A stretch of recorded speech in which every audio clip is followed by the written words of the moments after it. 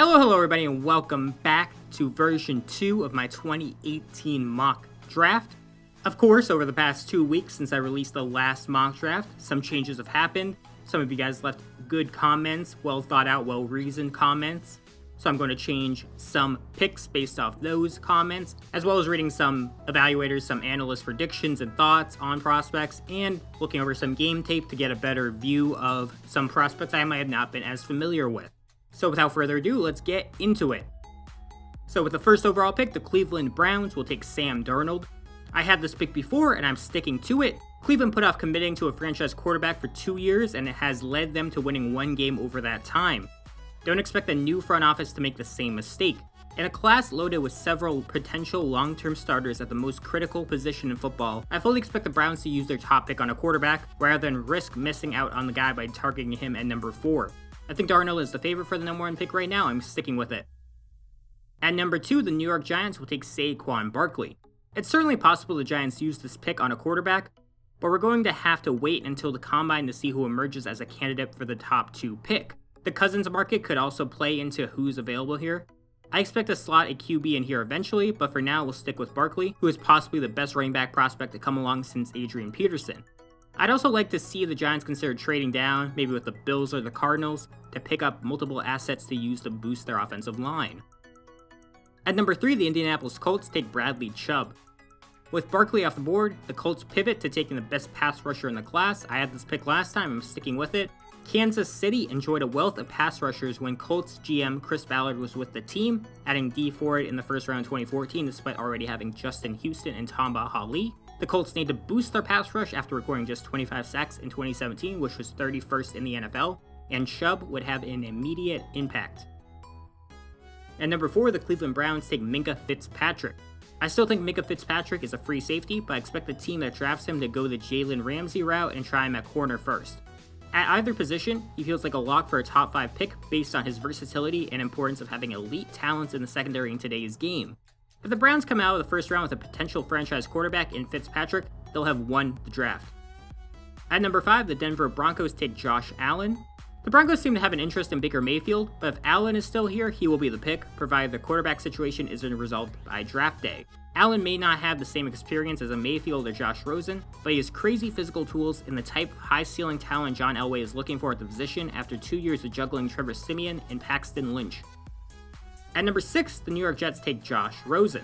I will not predict whether or not the Jets get their franchise quarterback in the form of Kirk Cousins or another veteran, so for now I will predict they still need to fill that need, and after some unexpected picks, Josh Rosen is still available at pick number 6. Rosen has pro-style experience at UCLA and figures to be the type of high-ceiling talent that a team loves, so he needs to be the selection for a New York team still missing solid QB production. At pick number 7, the Tampa Bay Buccaneers take Quenton Nelson. The Buccaneers need to upgrade several spots on their offensive line, and while left tackle is arguably a bigger need, Nelson is the best offensive lineman prospect in this class and well worth selecting in the top 10. He's the type of prospect that isn't going to bring a lot of excitement to a franchise, but he's about as unlikely to turn into a bust as anyone after dominating top-tier talent at the collegiate level. At number 8, the Chicago Bears take Tremaine Edmunds. The Bears have their franchise quarterback, and now it's time to work on some other aspects of the team. Edmunds is part of the evolution of the linebacker position. He is a massive player with crazy athletic gifts, plus he's only 19. The Bears have been needing a star linebacker ever since Urlacher retired, and Edmunds could definitely develop into one. At number 9, the Raiders take Roquan Smith. The Raiders must work on improving all 3 levels of their defense. Khalil Mack can't do it alone. Smith has excellent power and speed at the linebacker position and should be a force as a 3-down linebacker for this unit for years to come. At number 10, the San Francisco 49ers take Denzel Ward. I think San Francisco would have liked Edmunds to fall to them here, but instead they take a quality corner in Denzel Ward. Ward is a feisty, tough cornerback with excellent speed and instincts, and would fill a huge need for the 49ers as the front office tries to continue building a solid defense. At number 11, the Miami Dolphins take Derwin James. A lot of analysts are saying the Dolphins need to move on from Ryan Tannehill and take a QB with this pick. I disagree. Until I see clear proof that they are moving on from a solid QB option to a wildcard from this year's class, I will not buy into that speculation. James can be a Swiss Army knife for the Dolphins defense while giving the team yet another building block on that side of the ball. At number 12, the Cincinnati Bengals take Connor Williams. The Bengals must come out of this draft with a better plan for the offensive line after the disaster of 2017, and Williams is a great step in the right direction. He has proven himself against some of the country's best edge rushers during his Texas career, and he'll improve both the pass and run blocking for a team that desperately needs it. At number 13, the Washington Redskins take V2.0. After trading for Alex Smith, the need at quarterback is temporarily filled in Washington. As far as needs go, the defensive line is still a large one even after the selection of Jonathan Allen last year. Allen is and will be a good player as long as he can stay healthy, but he can't do it alone on the defensive line. That's why another stud lineman makes sense at pick number 13. V2.0 lining up next to Allen would give Washington a true push in the middle and make the job for opposing offensive linemen that much harder. At number 14, the Green Bay Packers take Marcus Davenport. The Green Bay Packers are desperate for a quality pass rusher. While I do not rate him as the best one in the class, Davenport definitely has the highest ceiling. He's a raw prospect from UTSA with a basketball player's frame, 6'6", 259, but has already added weight and strength this offseason. Drafting Davenport is a bet on his upside and ability to be developed, but I've seen comps to Dolphins great Jason Taylor. If teams believe they can coach him up anywhere near Taylor's greatness, Davenport will be in high demand. At pick number 15, the Arizona Cardinals take Baker Mayfield. Arizona is a clear trade-up candidate if they can't land a starting caliber QB in free agency. I can see them trading up inside the top 10, especially seeing how the market shakes out in March. Mayfield may be on the shorter side, but he has the gunslinger mentality that many offensive coordinators should be excited to build upon. At pick number 16, the Baltimore Ravens take Calvin Ridley. I said it last time, but this is simply going to happen. Ridley's talent and age, 24, make his grade roughly mid-first round, and the wide receiver needy and Alabama-loving Ravens are right here for him. It's a match made in heaven if I've ever seen one. At pick number 17, the Los Angeles Chargers take Mike McGlinchey. I think the Chargers could really use some help on their offensive line. McGlinchey is a well-coached player with great experience and a high character.